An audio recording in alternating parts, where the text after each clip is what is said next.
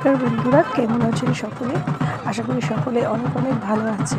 আপনাদের মধ্যে অনেকেই হয়তো জানেন যে চড়কের মেলাটা কী জিনিস, আবার অনেকে আছেন যারা জানেন না যে চড়কের মেলা কী। তো তাদের জন্যই বিশেষ করে আজকে এই চড়কের মেলা ভিডিওটা বানানো। তো চলুন আজকে আমরা জানবো যে চড়ক মেলাটা কী। এই যে গাছটা দেখছেন, এটা চড়ক গাছ। এই গাছের এইটার মধ্যে প্রথমে ভালোভাবে পুজো দেওয়া হচ্ছে। এই মেলা আমরা একদম ছোট্টবেলা থেকে এই মেলাটা দেখে আসছি। তখন মায়ের হাত ধরে ধরে যেতাম এই মেলা দেখতে, এই চড়ক গাছ চড়া দেখার জন্য। আমাদের এই ছোট্টবেলা থেকে এই মেলাটা আমরা দেখে আসছি। তো আপনাদের মধ্যে অনেকেই আছেন যারা এই মেলা সম্পর্কে অনেক কিছু জানেন। এই মেলাতে এই যে চড়ক গাছ, এর অনেক গল্প ছিল। এই গাছ নাকি জল দিয়ে এই মেলার সময় আপনা আপনিই ভেসে আসতো, আবার নাকি মেলা শেষ হলে এই গাছ আবার জলে ভাসিয়ে দিলে আবার নাকি ভেসে ভেসে চলে যেত। সবই শোনা গল্প, আসল গল্প আমরা হয়তো কেউই জানি না, সবই দিদিমা ঠাকুমাদের মুখে শোনা। তো এই গাছ পুজো হয়ে গেছে। এবারে এই গাছটার মধ্যে হচ্ছে যারা হচ্ছে ওই সন্ন্যাস করে তারাই একমাত্র চড়তে পারবে এই গাছ। এই গাছে যে খুশি চড়তে পারবে না। এখানে সেটাই নিয়ম যে যারা একমাত্র সন্ন্যাস করবে তারাই এই গাছটা চড়বে। তো মোটামুটি দেখতেই পাচ্ছেন যে চড়েই পড়েছে একজন। তো উনি কিন্তু সন্ন্যাস করেই আছেন।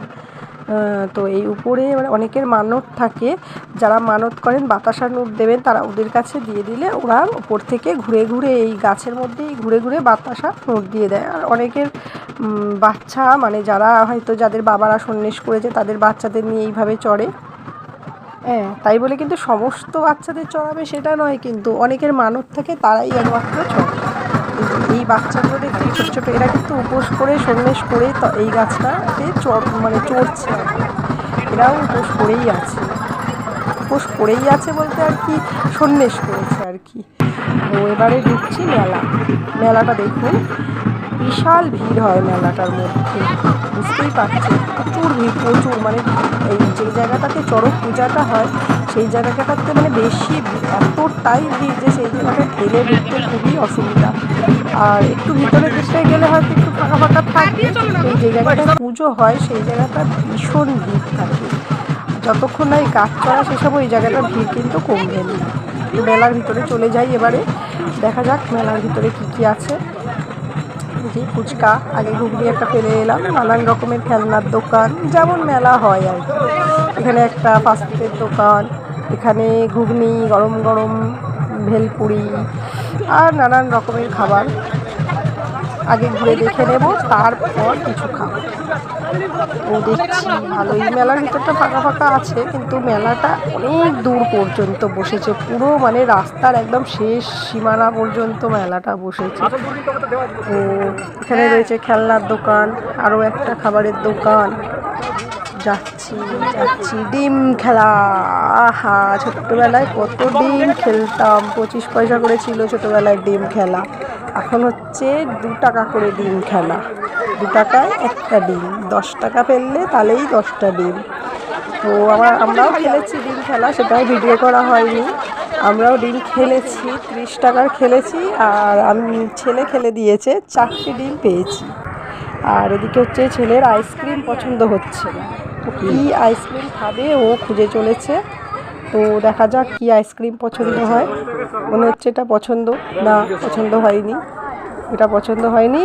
আরও অন্য একটা দোকান, এখানে পছন্দ হচ্ছে আইসক্রিম, কোমরে হাত দিয়ে আইসক্রিম পছন্দ চলছে। মনের মতো আইসক্রিম আর হচ্ছে না। কি আইসক্রিম পছন্দ, এই শেষমেশ একটা আইসক্রিম পছন্দ হয়েছে। কোন আইসক্রিমটা খাবে না, ম্যাঙ্গো আইসক্রিমটা খাবে। এত মেলা ঘুরে এত ভালো ভালো আইসক্রিম দেখে শেষমেশ পছন্দ হলো 10 টাকা দামের আইসক্রিম।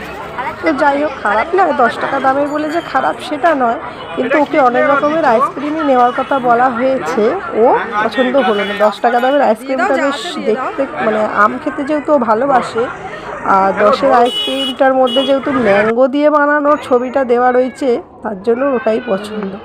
আইসক্রিমটা কলার মতো করে সারিয়ে নিয়েছে এক একটা, দুপাশে দুটো কলার খোলা, মাঝখানে মনে হচ্ছে পাকা কলা।